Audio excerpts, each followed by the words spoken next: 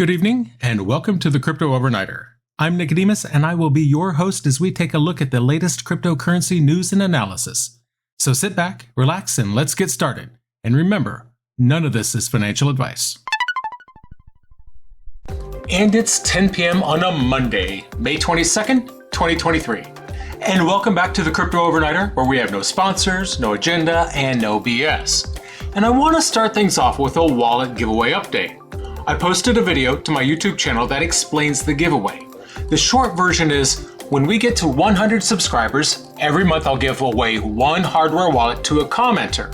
It will be someone who comments on that month's covers video. Every month I make a video with the different covers for that month. So just comment on that month's video with what cover you like the most and why you like it. It might be that you like the cover story, or it might be that you just really like the artwork, or maybe that was the day that your kid's Little League team won the championship. Your reason is yours. And then I'll use a randomizer and pick one commenter. And if they are a subscriber, I will let them know they won. Now here's the deal. US residents only. I'm going to be sending that wallet from the vendor or the authorized reseller. I'll never actually see it. So if you win, you're going to need to give me a US mailing address to send it to.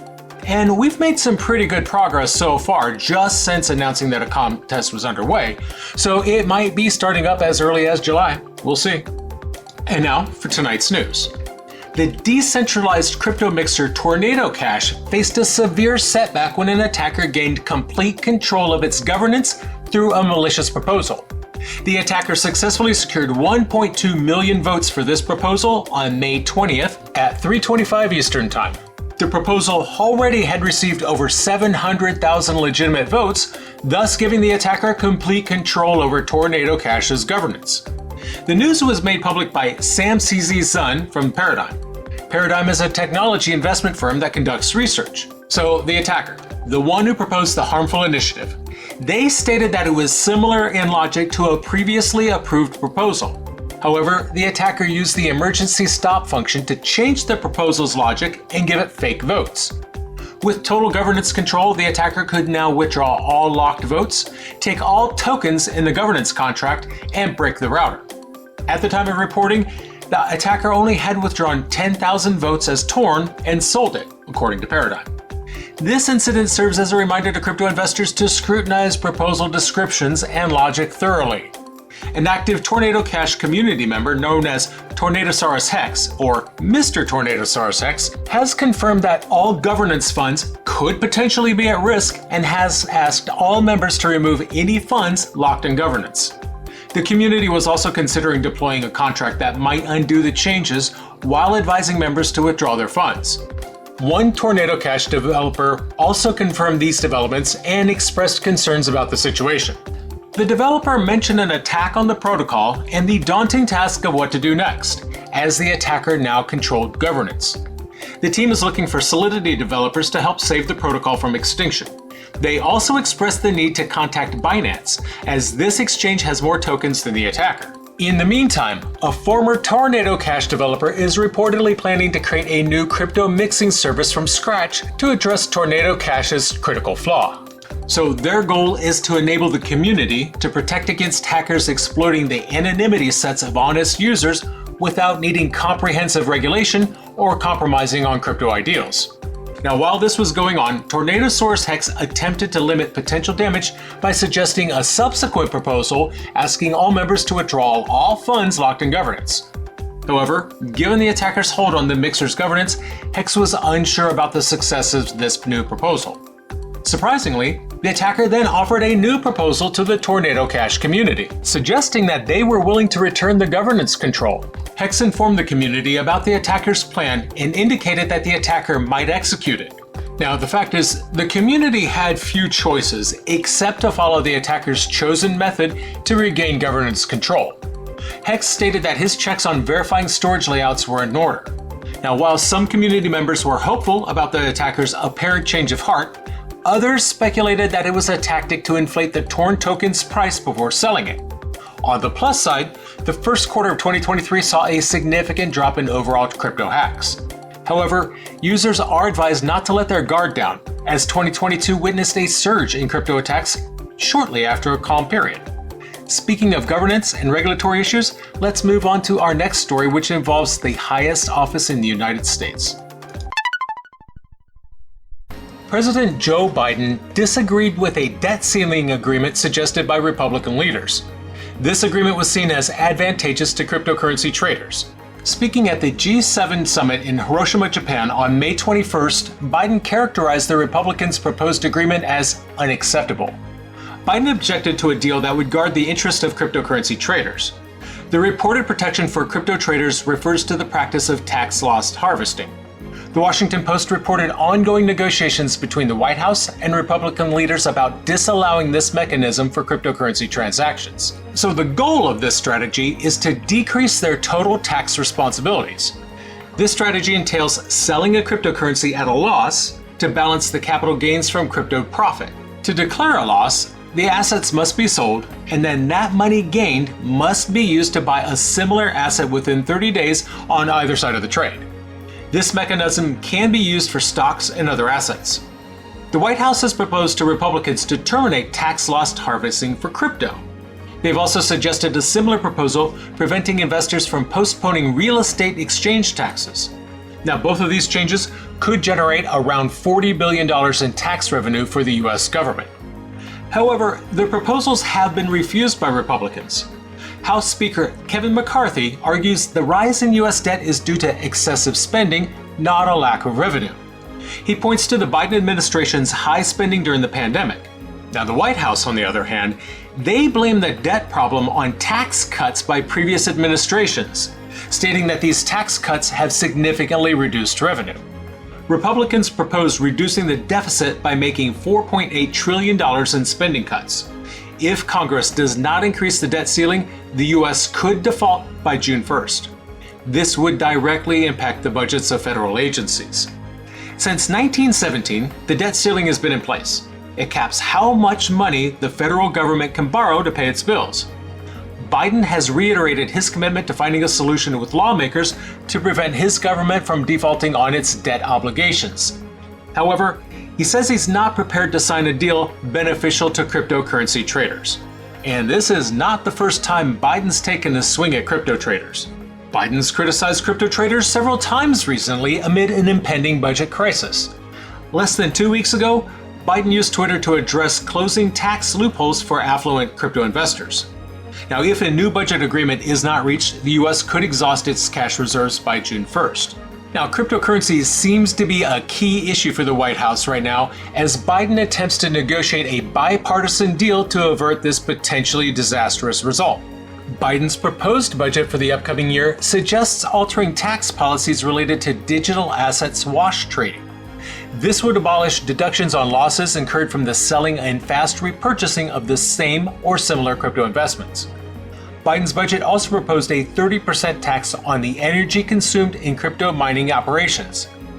Now, let's shift our focus from the United States to Malaysia, where another significant development in the crypto space has occurred. The Securities Commission of Malaysia has instructed Huobi Global Limited to shut down its operations in the country. The commission took this action due to Huobi's failure to register and operate legally in Malaysia. The regulator expressed concerns about the platform's compliance with local regulations and protecting investors' interests. It said operating a digital asset exchange without registration is an offense under the Capital Markets and Services Act. The Commission's orders include disabling Huobi's website and mobile apps in Malaysia and discontinuing any advertisements targeting Malaysian investors. The CEO of Huobi is Leon Lee. Supposedly, we'll get to that. Now, Lee has been specifically instructed to ensure compliance with these directives. The Commission also advised Malaysian users of Huobi to withdraw their investments from the platform and to close their accounts. Now, in response to the enforcement action, Justin Sun, the founder of Tron and an advisor to Huobi, said that Huobi does not currently operate in Malaysia. He further clarified that Leon Lee is not the CEO of Huobi. In fact, he says the company no longer has a CEO. Sun emphasized that the Commission's actions pertain to the previous Huobi entity and former shareholders. He said that they were not associated with the current Huobi platform. Sun reiterated the company's commitment to maintaining a safe, secure, and compliant trading environment for users worldwide. In October of 2022, Huobi announced the sale of its controlling stake to an investment fund managed by About Capital Management based in Hong Kong. Huobi did not disclose the controlling shareholder, but reports have suggested that Leon Lee was seeking a buyer for his nearly 60% stake in the company. Speculation suggests that Sun was that buyer, but he continues denying those claims. Now, the Commission's enforcement action coincides with Sun's efforts to revitalize Huobi by listing meme coins. Additionally, Sun accused Lee's younger brother, Lee Wei, of receiving millions of Huobi tokens without cost and making $7.45 million in profit from them. Sun wants Wei to return the profits and to destroy any remaining tokens, as Wei has no role in Huobi's development. Now, according to the block's data dashboard, Huobi is the fourth largest cryptocurrency exchange globally based on trading volumes. Now, while some exchanges face regulatory hurdles, others deal with their own challenges. Let's look at our next story. Crypto exchange Hotbit announced that it would cease operations starting on May 22nd.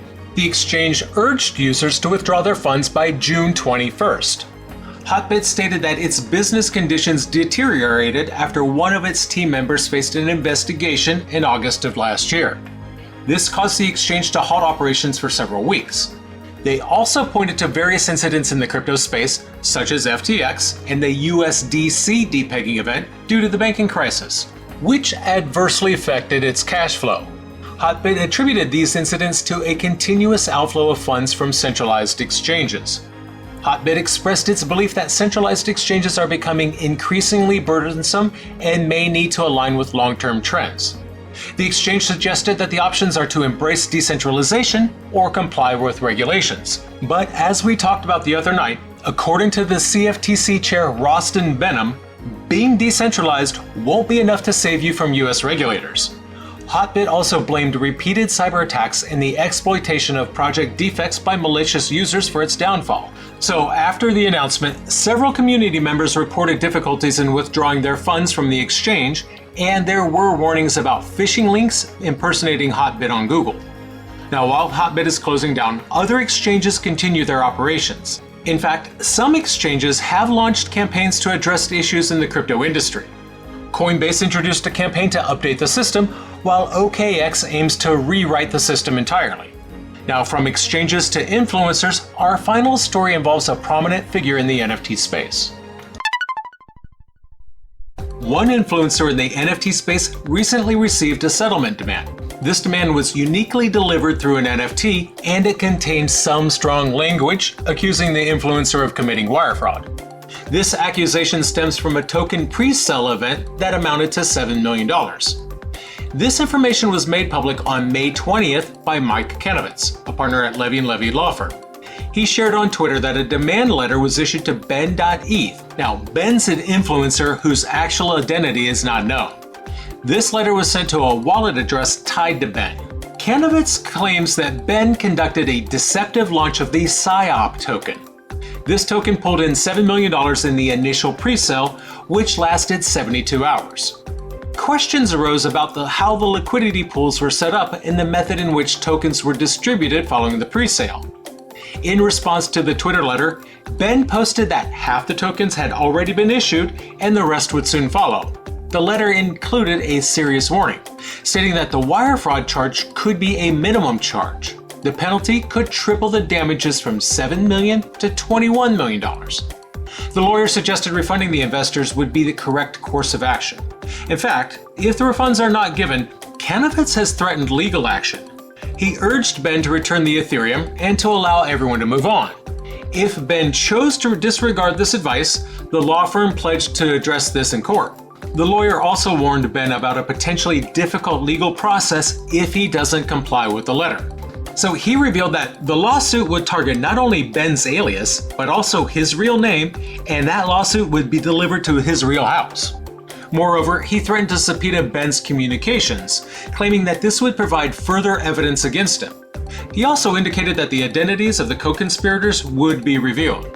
In closing, Kenovitz reminded Ben that his actions are fraudulent and harmful, and there would be repercussions if he fails to correct the issue. Now, reacting to the letter, Ben tweeted it hours later. He claimed the letter was so unprofessional that it could lead to issues with the Bar Association. Given the novel nature of NFTs and the largely unregulated crypto space, this case could end up setting new legal precedents. It may challenge the courts to consider how traditional laws around fraud and financial transactions apply in this emerging digital realm. And that's going to do it for us tonight. I want to thank you, my listeners, because when you stop listening, I will stop talking. If you enjoyed tonight's show, then please like, follow, subscribe, leave a rating or a review. And in the meantime, we'll see you tomorrow night.